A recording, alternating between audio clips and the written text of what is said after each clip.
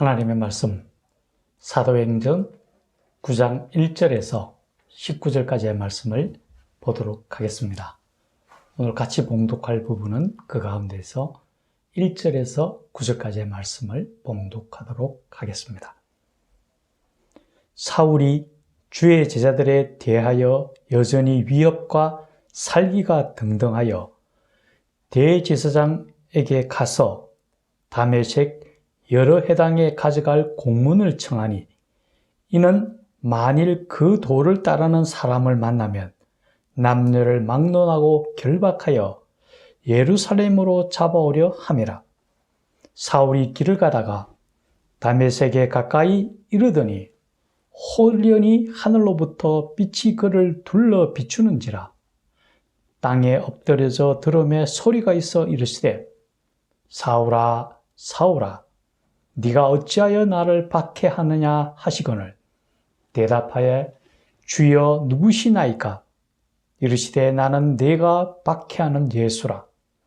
너는 일어나 시내로 들어가라. 네가 행할 것을 네게 이를 자가 있느니라 하시니, 같이 가던 사람들은 소리만 듣고 아무도 보지 못하여 말을 못하고 서 있더라. 사울이 땅에서 일어나 눈은 떴으나 아무것도 보지 못하고 사람의 손에 끌려 다메섹으로 들어가서 사흘 동안 보지 못하고 먹지도 마시지도 아니하리라. 아멘. 오늘은 사울에서 바울로의 회심에 대하여 같이 나누고자 합니다. 이 시간 주의 성령께서 우리와 함께 하셔서 우리 모두에게 은혜가 충만한 시간이 되기를 간절히 축원합니다. 성경에 보면은 여러 사람들이 기록되어져 있습니다. 그 가운데는 하나님께서 귀하게 사용하는 사람들도 나와 있습니다.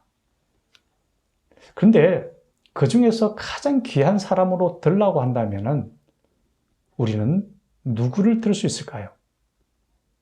아마 각자가 다 마음속에 생각하는 분이 있을 겁니다.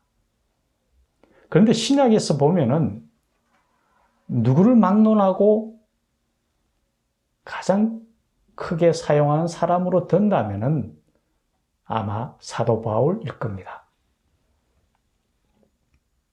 먼저 그는 신약 성경 27권 중에서 13권을 기록한 성경 기자이기도 합니다. 물론 성경은 하나님의 감동으로 기록된 것으로 성령을 통한 하나님의 특별한 사역으로 기록된 것은 틀림없지만은 그 과정에서 이 사도 바울이 크게 쓰임을 받았다는 것은 명백한 사실입니다. 뿐만 아니라 그는 이방에 하나님의 복음을 전하는 특별한 이방 선교의 선구자이기도 했습니다. 그는 각 지역의 교회를 만들었을 뿐만 아니라 로마 본토를 비롯하여 세계 각지로 기독교가 뻗어나가는 데 있어서 초석을 놓는 아주 중요한 역할을 했던 분입니다. 오늘 성경 본문에서는 이 사도 바울이 하나님의 복음의 선도자가 되기 전에 다메섹 도상에서 주님을 만나고 그가 크게 변화되어 주님의 도구로 쓰임을 받는 과정에 대하여 기록되어져 있습니다. 오늘 다메섹 도상에서 주님을 만난 후에 주님의 종으로서 살아가는 이 사도 바울의 모습을 보면서 이 시간 우리에게도 강한 울림이 있는 그런 귀한 시간이 되기를 간절히 바랍니다. 오늘 우리가 사도 바울을 보면서 먼저 생각할 수 있는 것은 하나님께서는 사람을 쓰기 전에 먼저 준비를 시키신다라는 사실입니다. 구약에 보면은 하나님이 쓰실 사람으로 나실인이라는 제도가 있었습니다. 그것은 바로 하나님께서 쓰기 위해서 별도로 준비를 시킵니다. 머리에 삭도를 대지 아니하고 독주를 금하고 이런 여러 가지 규정을 두고 준비를 시켰습니다. 오늘 사도 바울을 보면 먼저 그는 태어나면서부터 로마 시민권을 가지고 있었습니다. 그것은 어떤 의미를 갖느냐 하면은 특별한 권리를 주장할 수가 있습니다. 즉 로마 시민은 어떤 재판을 받든지 최종적으로 로마 황제 앞에서 신문을 받도록 되어 있었습니다. 그래서 그가 선교 여행을 다니는 동안 이러한 권리가 참 유익하게 쓰였습니다. 뿐만 아니라 마지막으로 그가 로마 황제 앞에 가서 예수님을 증언하는 일까지 하게 됩니다. 이처럼 그가 가졌던 그 로마 시민권은 크게 쓰일 수 있게 준비되었었다라는 거죠. 또 하나는 이 사도 바울은 그 당시에 가장 학식이 뛰어나고 명망 있는 가말리엘의 문화생으로서 그 가말리엘로부터 교육을 받았습니다. 그래서 그는 성경에 대해서 그리고 하나님에 대해서 아주 해박한 지식을 갖게 되었고 그를 통해서 유대인들에게 복음을 전하는 데 활용되었을 뿐만 아니라 하나님의 성경을 기록하는 데 있어서도 아주 귀하게 사용이 되어졌음에 틀림이 없습니다. 이처럼 하나님께서는 하나님의 일을 하시기 전에 반드시 준비를 시키신다는 것을 우리는 알 수가 있습니다. 이것은 아마 자연 속에서도 우리가 볼 수가 있는데요. 하늘을 나는 새들의 제왕으로 불리는 독수리가 있습니다. 이 독수리가 어디다가 둥우리를 탕질하냐 하면은 깎아지른 벼랑 끝에다가 보통 둥지를 텁니다. 그래서 그곳에다가 알을 넣고 이제 새끼를 키우게 되는데요. 새끼가 어느 정도 크고 나면은 훈련을 시키기 시작합니다. 처음에는 등에 업고 한없이 날아가면서 나는 모습을 보여주고요. 좀 더 지나고 나면은 날다가 떨어뜨려 버립니다. 그래서 막 떨어지는 순간 달려가서 등에 업고 또 훈련을 시킵니다. 지속적으로 훈련을 시킵니다. 그래서 준비가 되어지게 되면은 어느 날 그 집을 떠나라고 둥지에서 밀어버립니다. 그러면 이 새가 준비가 되어졌을 때에는 힘차게 날개짓하고 하늘을 올라가서 하늘의 제왕다운 그런 모습을 보여주게 됩니다. 이처럼 자연 속에서도 나름대로 그 역할을 하기 위해서는 반드시 준비 과정을 거치게 된다는 거죠. 성경 속에서도 이런 예들은 참 많이 볼 수 있습니다. 우리가 대표적으로 볼 수 있는 것은 바로 모세입니다. 모세는 하나님의 명을 받아서 이스라엘 민족을 출애굽시키잖아요. 그죠?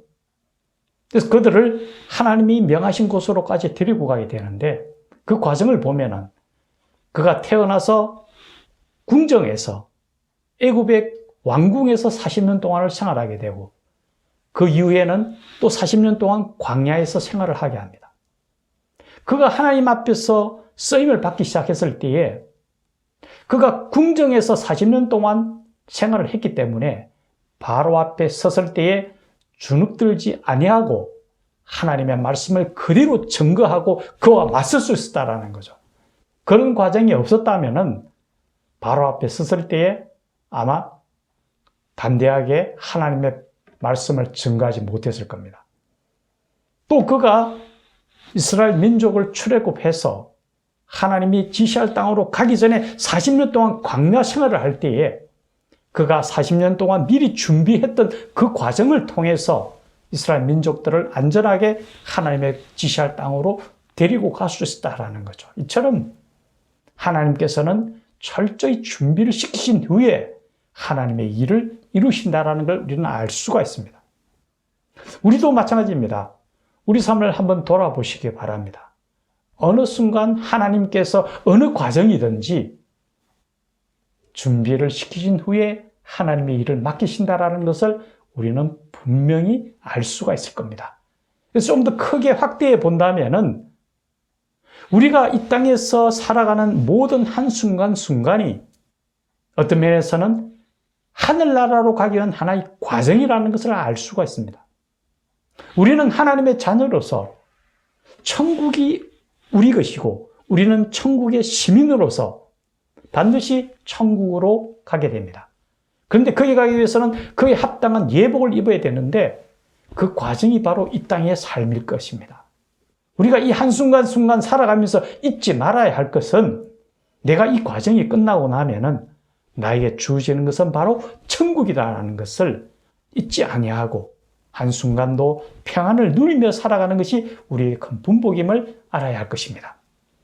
두 번째로 우리가 볼 수 있는 것은 오늘 사도 바울이 예수님을 만나는 그 과정입니다. 먼저 하늘에서 빛이 비치니까 그가 땅에 엎드러집니다. 그것은 바로 무엇이냐 하면은 우리가 주님을 만나게 되면은 우리 자신의 한계를 깨닫게 됩니다. 예전에는 내가 내 자신의 삶을 산 것처럼 느껴지게 됩니다. 우리가 젊었을 때에 마치 내가 내 삶의 주인인 것처럼 내 뜻대로 모든 것을 할 수 있는 것처럼 생활하게 됩니다. 하지만 차츰차츰 살아가면서 우리 앞에 부딪히는 문제들에 대해서 내가 얼마나 부족한지를 깨닫게 되고 내 한계를 느낄 수밖에 없습니다. 그럴 때 주님께서 우리에게 찾아와 주시고 우리를 만나 주실 때 우리는 엎드릴 수밖에 없습니다. 사도 바울 마찬가지입니다. 하늘에서 빛이 비추자 그가 먼저 할 수 있었던 것은 어떤 것? 내가 할 수 있는 게 아무것도 없습니다. 주님 앞에 무릎 꿇고 엎드릴 수밖에 없습니다. 그리고 이제는 주님만을 의지하게 됩니다. 사도 바울이 주님을 만나기 전에는 예수님을 믿는 사람들을 쫓아 핍박하는 사람이었습니다. 근데 예수님을 만나는 순간 이제는 예전에 그가 쫓아다니던 그 일이 자기 일이었다면은 이제는 주님의 그릇이 되고 주님의 도구가 되어서 이방에 주님의 복음을 전하는 사람으로 변화되었습니다. 이제 주님의 주신 삶을 받아들이고 그걸 위해서 일을 하게 된다는 거죠. 우리도 마찬가지입니다. 예전에는 내 의지대로, 내 뜻대로 내 삶을 살았다고 생각할지 모릅니다. 나는 뭐든지 할 수 있다라고 생각할지 모릅니다. 그런데 우리가 인생을 어느 정도 살고 나이가 차면서 느끼는 것은 딱 하나입니다. 나는 정말 부족하고 아무것도 할 것이 없다. 오로지 나의 나된 것은 하나님의 은혜로 인함이라는 것을 고백하지 않을 수 없을 겁니다. 마찬가지입니다. 이제 우리가 한계를 갖기 때문에 하나님의 도구로서 하나님이 맡겨진 일에 최선을 다하고 그것을 따라 살아가게 된다는 거죠. 비록 사도 바울은 세계 선교를 위해서 이방 선교를 위해서 크게 쓰임을 받았다 하면은 우리는 그렇게 크게 사명을 받지는 않았을지 모르지만은 우리는 우리 나름대로 하나님께서 우리에게 요구하시고 우리에게 주신 사명이 있다는 것을 우리는 분명히 알고 있을 겁니다. 그것을 향하여 우리가 나아가는 것이 우리에게 필요한 일일 겁니다. 그런데 오늘 가정에서 한 번 더 볼 수 있는 것은 그가 엎드러지면서 눈이 보이지 않게 됩니다. 빛을 통해서 그가 눈을 3일 동안 뜨지 못합니다. 그렇다면 주님께서 직접 그 눈을 뜨게 해줄 수도 있었는데 그렇게 하지 않으셨습니다. 어떻게 했습니까? 아나니아라는 사람을 통해서 집가에 가면 아나니아라는 사람이 있는데 그를 만나면 그가 너를 눈을 뜨게 할 거라고 얘기합니다. 아주 중요한 내용입니다. 하나님의 일을 함에 있어서는 우리가 스스로 우리 일만을 할 수도 있겠지만은 하나님께서는 합력하여 선을 이루라고 얘기합니다. 동력은 굉장히 중요합니다. 사도 바울도 선교 여행을 다닐 때 항상 옆에는 신라가 있었고 다른 동력자가 반드시 함께 했습니다. 또 그곳에 가면은 그곳에 있는 동력자들하고 함께 사역을 했습니다. 하나님께서는 우리 인간의 한계를 알고 계십니다. 내 부족함을 채워줄 수 있는 것은 옆에 동료를 통해서입니다. 하나님의 일을 함에 있어서는 함께 일을 나눌 수 있고 내 부족함을 같이 채울 수 있는 동력할 수 있는 사람이 필요하다라는 거죠. 그래서 옆에 사람을 세워두고 함께 일을 하게 하신다라는 것을 우리는 반드시 알아야 할 것입니다. 그러면서 한 가지 우리가 의문되는 거 있습니다. 이 사도 바울은 다메섹에서 주님을 어떻게 만납니까? 갑자기 하늘에서 빛이 비추게 되고 하나님의 음성을 만나서 주님을 직접 만나는 과정을 거칩니다. 그런데 저는 그렇게 생각합니다. 이 바울처럼 우리가 그런 경험을 하기는 쉽지 않습니다. 저를 포함해서 대부분은 조용히 하나님께서 나에게 찾아와셔서 나를 만나 주시고 계심을 어느 순간 느끼게 된다는 거죠.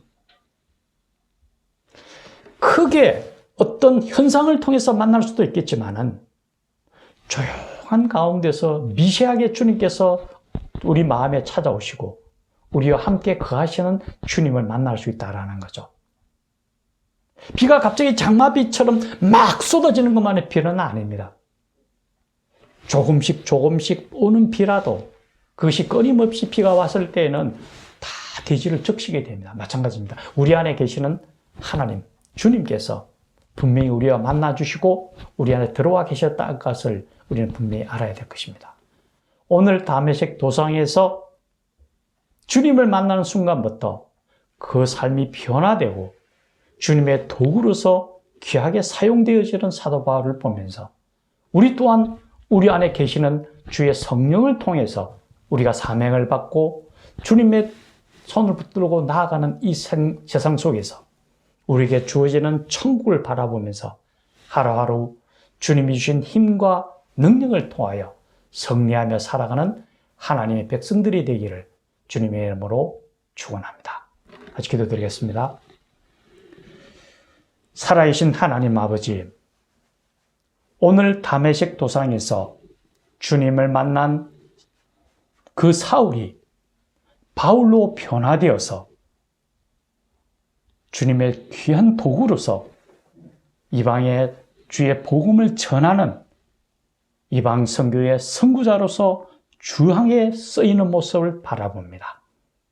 우리들 한 사람 한 사람 또한 주께서 부르셔서 주의 자녀로 삼아주셨고 주의 사명을 주셨사오니 그 사명을 귀하게 여기고 주의 손을 붙들고 승리하며 살아가고 무엇보다도 우리가 천국 시민으로서 천국이 우리에게 주어졌음을 깨닫고 하나님 나라를 향하여 하루하루 힘차게 평화롭게 주님이 주신 평안을 맛보며 살아가는 하나님의 백성들이 되도록 축복하시고 인도하여 주시옵소서.